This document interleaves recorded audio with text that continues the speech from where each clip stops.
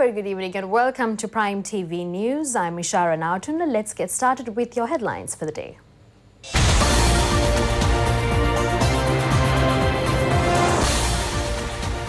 The President instructs to implement a special program to rehabilitate drug-addicted children.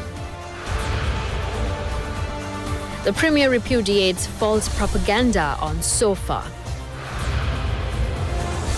Dayasri Jayasekara testifies before the Parliamentary Select Committee.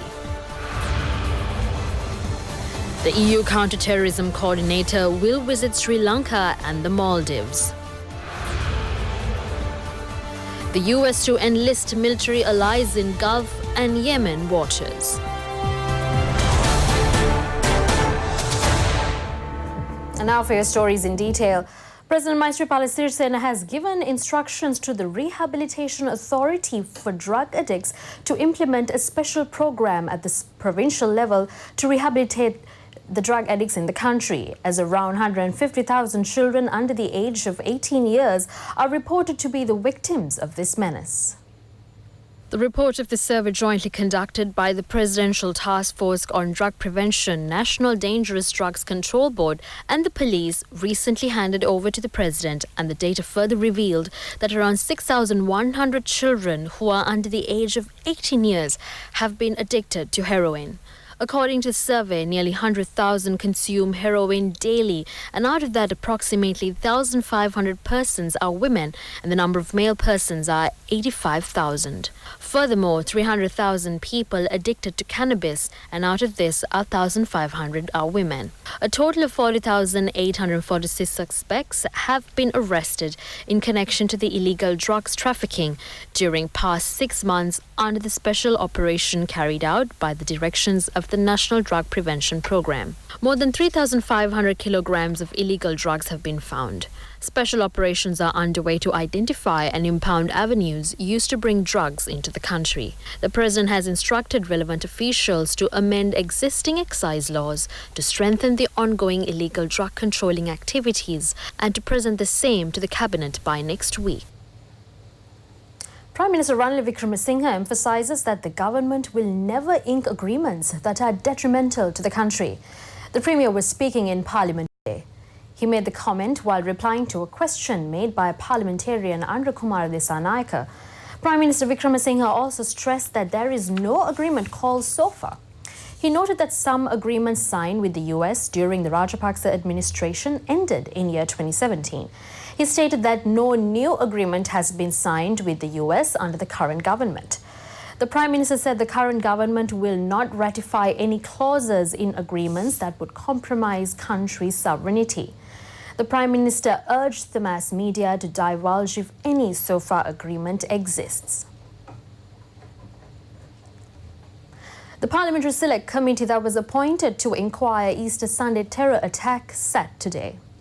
General Secretary of the Sri Lanka Freedom Party, Dayasri Jayasekara, testified before the Select Committee. Dayasri Jayasekara was questioned about making a controversial statement attending a TV program on a private television channel. The European Union's counter-terrorism coordinator, Gilles de Kerchove, will visit Sri Lanka and the Maldives from tomorrow to the 16th of July. The visit aims to support the two countries in their respective efforts to step up security and develop a better exchange of experiences. While in Sri Lanka, de Kerchove will meet high-level representatives of the Sri Lankan government, the opposition and the defence establishment, as well as with civil society representatives. He will also meet representatives of the diplomatic community in Sri Lanka and the Maldives. Ambassador of Sri Lanka to the United States, Rodney M. Pereira, presented his credentials to the President of the United States of America, Donald J. Trump, at the Oval Office of the White House.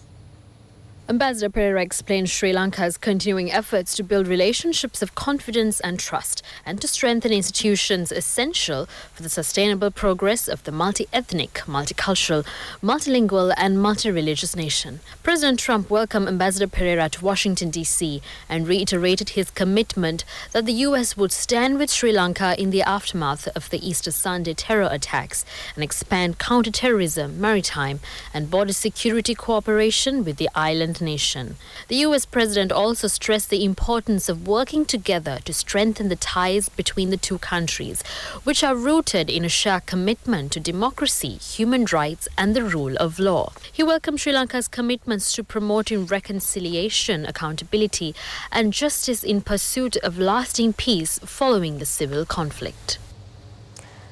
The Criminal Investigation Department has informed the courts that bank reports and information on telephonic conversations of Mohammad Rizvi, who had undergone armed training with Mohammad Zahran, have been received by the department.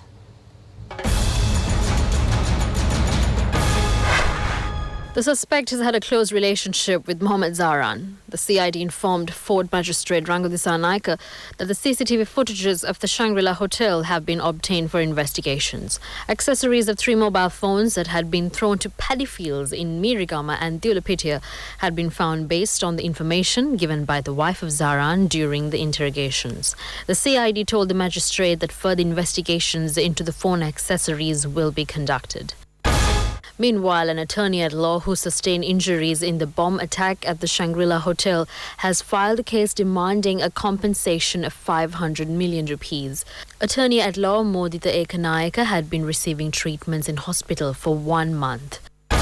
The decision on granting bail to the mayor of the Anuradhapura Municipal Council, who has been remanded in connection with bombing the house of a food and drug inspector in the Anuradhapura district and causing 3 million damage to his property, will be declared on the 22nd of this month.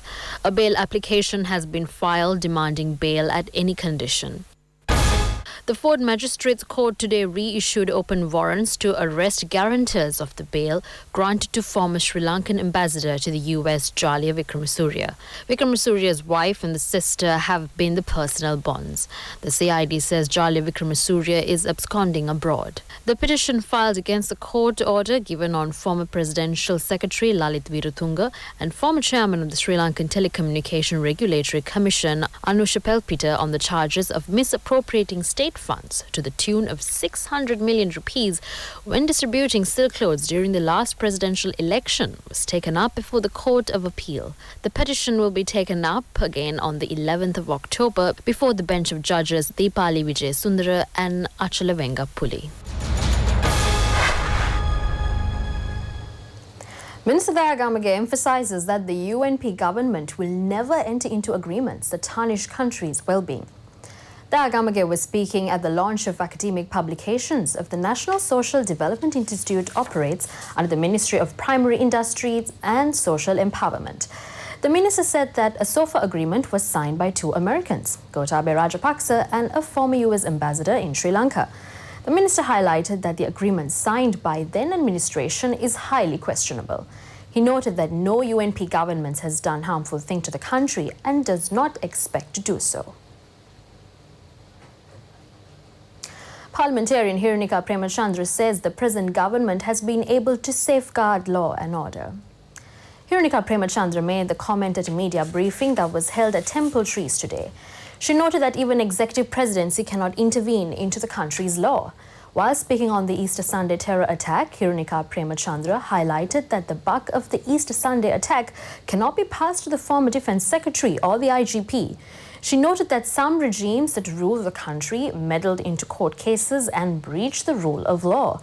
Even a former Chief Justice too was sacked to appease political objectives. Hirunika Premachandra stated that the victims of the Easter Sunday attack need to know perpetrators of the carnage. The Met Department announces that atmospheric conditions are still favorable for showers or thunder showers in most parts of the island, particularly in the evening or night.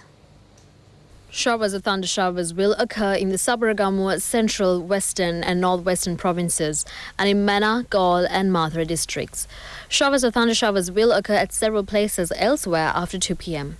Fairly heavy falls, about 75 millimeters, likely at some places in Sabaragamuwa, Uva and eastern provinces and in Polonnaruwa district. There may be temporary localized strong winds during thunder showers. General public is kindly requested to take adequate precautions to minimize damages caused by lightning activity. Showers or thunder showers will occur at several places in the sea area off the coast extending from Puttalam to Hambantota via Colombo and Galle. Temporarily strong gusty winds and rough seas can be expected during thunder showers. The GCE level examination will commence on the 5th of August. Commissioner General of Examinations Sanat Pujita says the examination will be held till the 31st of August.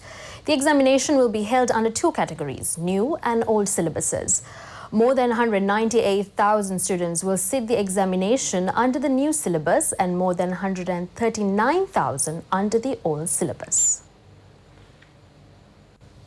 13 persons, including 10 university students, have been injured in a clash that took place at the University of Ruhuna. The conflict has been erupted between the students attached to the student society and the non-academic staff. The injured individuals were admitted to the Mathura General Hospital. Vice-Chancellor of the Ruhuna University, Professor Sujiva Amarasena, said that security at the university has been tightened. The police has commenced a program to apprehend drunk drivers. The operation is underway since 5th of this month. The measures have been taken as per the instructions given by President Maithripala Sirisena. 1,374 people have been killed in 1,281 road accidents that happened during first 6 months of this year. The police initiated to arrest drunk drivers with the view of reducing the number of road accidents in the country. The operation will be carried out under several stages. The police officers who nab drunk drivers will be granted special prizes. An ice rain has been reported from the Valikanda area in Polonnaruwa. With the strong winds, the ice rain has caused damages to several housing units in Valikanda. According to the residents, the rain had lasted more than 1 hour. 6 housing units and 5 business places were affected by the weather condition. Assistant Director of the District Disaster Management Unit of Polonnaruwa, Pulnana Kara, said that crops of farmers in the Nikapatalanda area have also been damaged due to the heavy rain.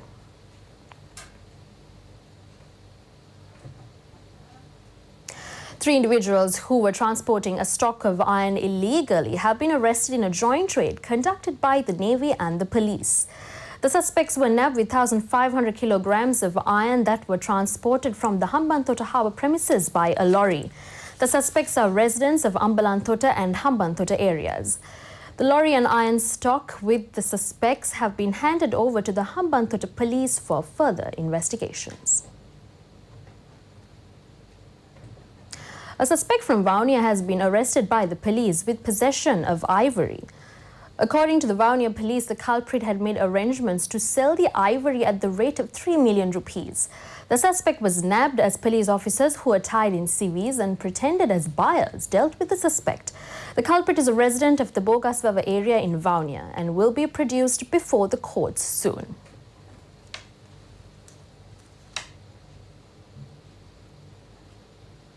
The tourism sector is about to see a boost. We'll find out how and why on BizNews today.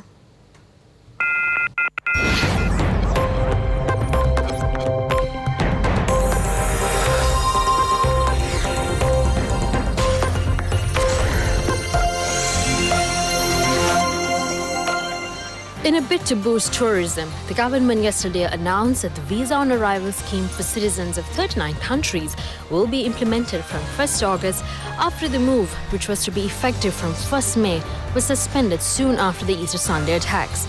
Amaratunga said the revival cabinet paper will be drafted soon as a joint cabinet paper by the Ministry of Tourism Development and Ministry of Internal and Home Affairs.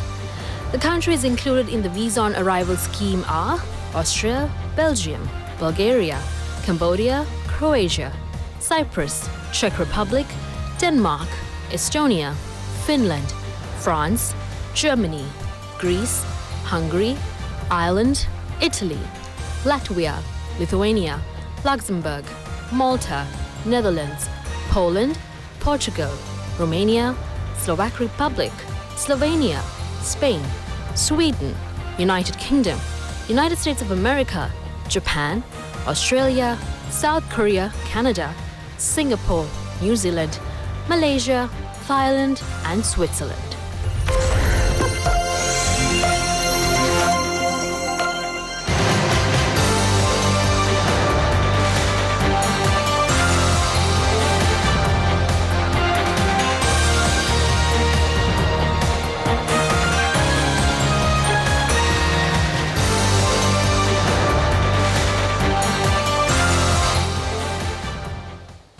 And that's all we have for you today. Do join us again tomorrow at the same time. But till then, you can visit itanews.lk to be updated with the very latest.